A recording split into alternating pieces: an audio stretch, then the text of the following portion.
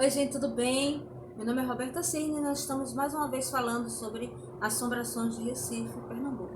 E hoje a gente vai falar sobre uma coisa muito legal, que é um ponto assombrado daqui de Recife chamado a Cruz do Patrão. Então, a Cruz do Patrão, ela é dizem, o lugar mais mal assombrado de Recife e que, de alguma forma, sim e não, né? A gente vai explicar aqui no vídeo para vocês. Eu falo sobre a Cruz do Patrão no meu livro Sombras do Recife, a presença dela, volume 1, onde eu coloco a cruz como sendo um portal dimensional. Por quê, gente? Porque, assim, na hora de criar uma fantasia a respeito, uma literatura fantástica a respeito, eu percebi ao longo dos anos como é diferente a forma como a cruz ela é tratada, né? Ela não é reformada, as reformas que são colocadas nela sempre caem por terra, não acontecem, são embargadas, aí passa-se outros anos, tantos anos, a cruz lá abandonada. E nada ali cresce, nada é plantado, nada é construído. Ela é simplesmente um lugar ermo, ela fica próxima do da prefeitura do Recife e dos armazéns de açúcar por trás do forte do Brum, por ali pelo forte do Brum. E nada tem ali que aconteça, né? Nem para o bem, para se tornar um lugar, um ponto turístico, né? Um ponto histórico, e nem para o mal, tipo, demolir, construir outra coisa. É um lugar que é como se fosse um ponto cego da cidade, digamos assim. Às vezes a pessoa, opa, vamos fazer uma reforma na Cruz do Patrão. Aí montam tudo, cercam a cruz, botam tapume e tal e tal. O tapume cai sozinho, nada acontece, nada se constrói e fica por isso mesmo, né? Existem algumas lendas sobre a Cruz do Patrão, né? Que eu vou tirar nesse momento, porque eu acho que certas histórias sobre ser um lugar onde enterram negros, isso não existe, certo? Não houve nenhum enterro de negro lá e eu vou explicar para vocês aos poucos. Vamos com calma. Em 1609 já havia uma edificação lá, uma cruz, no chamado Istmo da Barreta, que era considerado um cemitério, né? Ela era uma cruz um pouco mais para lá, onde a Cruz do Patrão está. Já era considerado terreno de afogados, porque a gente tem que imaginar que não haviam ruas, não haviam organização urbana, né? Então todos os bairros não existiam também, eles eram mais ou menos só mato e estrada de terra e se interligavam de uma forma diferente como a gente vê hoje em dia. A cruz que existia lá era de madeira, era um cruzeiro de madeira e também era chamada de cemitério, ela era usada como cemitério. Por quê? Porque nós não tivemos Campo Santo até 1856. A gente não tinha cemitério no Recife. Os corpos das pessoas com dinheiro e cristãos eram enterrados dentro das igrejas, eram colocados em jazigos dentro das igrejas. Inclusive, as igrejas não tinham banco para você se sentar. Você entrava na igreja, a igreja ou você ficava em pé ou você ficava sentado nos túmulos que ficavam nas igrejas, né? Isso mudou depois que houve uma epidemia de cólera morbo, que era assim chamado porque o pessoal achava que pegava pelo ar, mas era da cólera mesmo. E essa epidemia fez com que houvesse uma mortandade muito grande de recifenses. Isso fez necessário a criação de campos santos ou cemitérios. Foi quando foi construído o cemitério de Santa Amaro por Louis Vautier, né? Isso eu posso contar depois em outra ocasião, como foi a construção do cemitério, né? O cemitério começou a ser construído em 1853 e aí começaram a levar os corpos das igrejas, que tinha muitos corpos para serem enterrados. Levaram quase todos os corpos das igrejas e deixaram só os jazigos de família que ficavam num lugar afastado. Eu mesma tenho um jazigo de família na igreja da Boa Vista, que eu sou a detentora do jazigo, né, onde são meus familiares.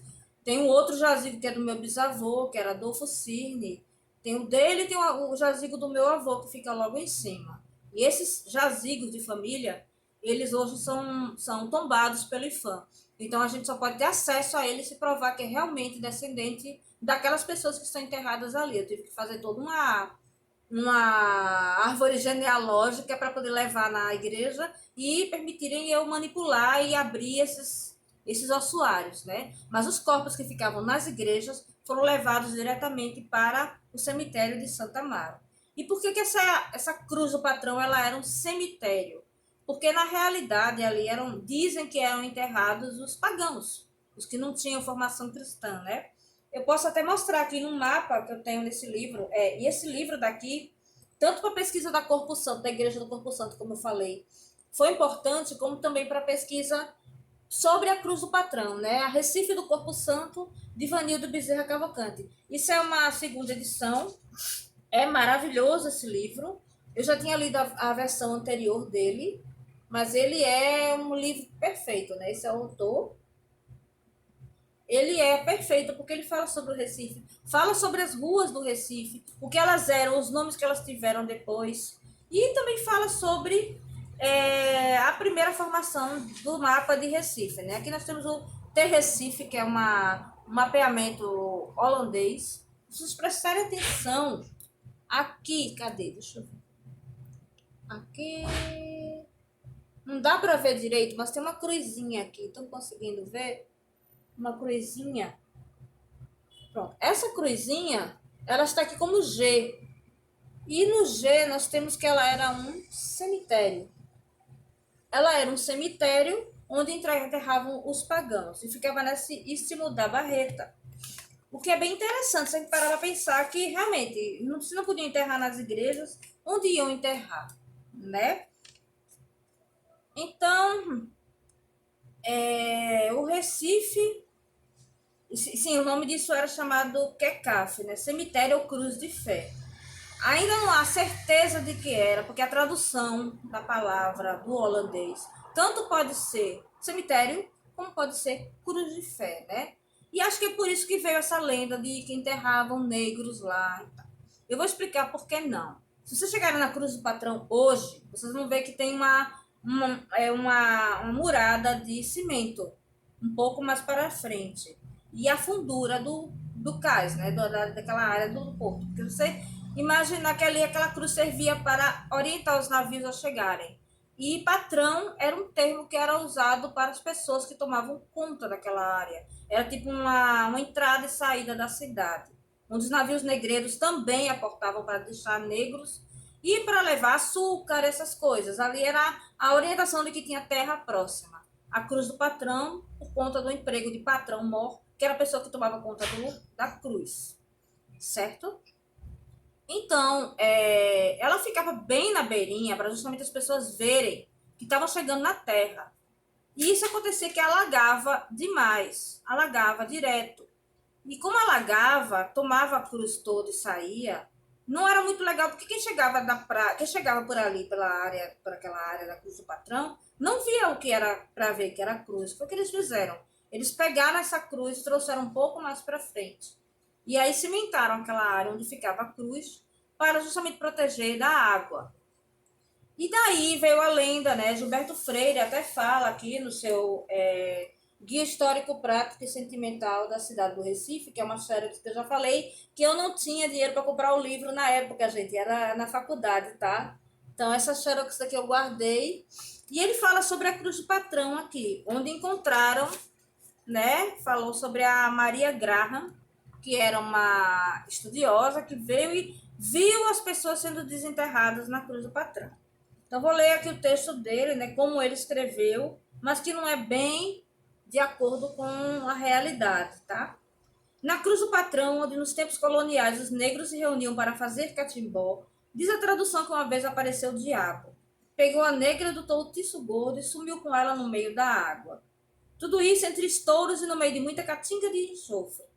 É um dos lugares mal assombrados do Recife, ligado a fuzilamentos e assassinatos. Parece que é o sítio onde outrora se enterravam os negros novos, dos tais que Maria Graham viu enterrada à beira da água com pedaços de corpo parecendo. Bom, ele diz que parece que ele não sabia na época se eram. Os negros que a Maria Graham viu foi na cidade de Olinda. Ela viu próximo à praia, porque um cachorro desenterrou. E ela viu essas pessoas negras enterradas e ela ficou horrorizada. Então, Passou daí a lenda de que havia enterros de negros na Cruz do Patrão, o que é totalmente errado. Não dava para enterrar ninguém, nem negro, nem branco ali. Em 2005, houve um escavamento. E esse escavamento foi acompanhado pelas etnias, né, pelo grupo étnico, né, do candomblé e tudo, por conta do respeito à situação. E nessa escavação que fizeram, descobriram objetos de ferro. Então, objetos de ferro dedicados a Oxum, né? Esses objetos de ferro, eles eram de rituais. Realmente ali aconteciam muitos rituais, como ele falou nessa lenda, que o diabo surgiu e carregou a mulher para a água, o que eu acho que é um pouco racista, né? Bastante racista, porque por que o diabo ia aparecer num ritual, né? Africano, né? Isso aí mas a gente entende que é da época da literatura, que tem essa época, tem essas formas de escrever que são bem menos respeitosas do que hoje em dia. Tá? Vamos interpretar o texto, né? Vamos pegar o texto e rever. Dentro dessa escavação também encontraram ossos de animais pequenos, o que configura que haviam realmente rituais lá e apenas isso. Não encontraram mais nada. Ou seja, não haviam ossadas de negros. Porque não era possível de você enterrar negros na Cruz do Patrão se eles iam ser cobertos de água e arrastar o corpo. Então, essa é a explicação mais lógica de que a lenda de que os espíritos negros caminham por lá. Não. E por que a Cruz do Patrão tem essa lenda de assombrada? Primeiro porque ali eram feitos arcabuzamentos das pessoas que ficavam presas no forte do Brum e das Cinco Pontas. Os soldados levavam os presos para lá, colocavam lá e arcabuzavam, davam um tiro nele ali. Então muita gente realmente morreu na Cruz do Patrão. Ela era usada como um lugar de fuzilamento. Foi até onde mataram o Cabeleira, como mataram o Cabeleira, foi próximo dali que mataram o Frei Caneca, e por aí vai. Esse lugar recebeu essa fama de mal assombrado. E também porque ele fica exatamente na divisa de Recife e Olinda. E num lugar onde não tinha nada, nada, nada. Então, se você chegar na cidade de Olinda, você tem que pegar a barca por ali. Geralmente você pegava a barca ou você ia andando, mas as pessoas antigas elas não iam andando. Por quê? Porque era perigoso. Você andava por ali e era assaltado. Então muita gente morreu de assalto ali. Até hoje ainda é muito perigoso. Ninguém vai lá de noite praticamente. Não porque é um lugar assombrado, mas é porque é um lugar perigoso. Não tem vigilância, não tem luz, entendeu? É um lugar que já é conhecido como um lugar perigoso por conta disso. Isso agregou a fama da cruz, né? No meu caso, eu usei a cruz para criar um portal. Eu acho que é perfeito para você fazer um portal de um mundo, um acesso ao mundo, né? Como eu criei a Voé, que é uma espécie de réplica do Recife mal assombrado, né? Que fica por cima da cidade. A Voé foi criado pensando justamente na Cruz do Patrão, por não ter nada ao redor dela. Bom, gente, eu espero que vocês tenham gostado desse vídeo sobre a Cruz do Patrão. Eu fiz uma pesquisa muito grande a respeito, trabalhando na obra de Gilberta Freire, na obra de Ivanildo Bezerra, na obra do Mário Sete. Então é isso. Tudo que eu faço de trabalho de pesquisa, eu trago para vocês. E hoje eu resolvi trazer um pouco desse fato histórico e também assombrado de Recife. Um beijo, gente. O vídeo fica por aqui e até a próxima. Fiquem bem.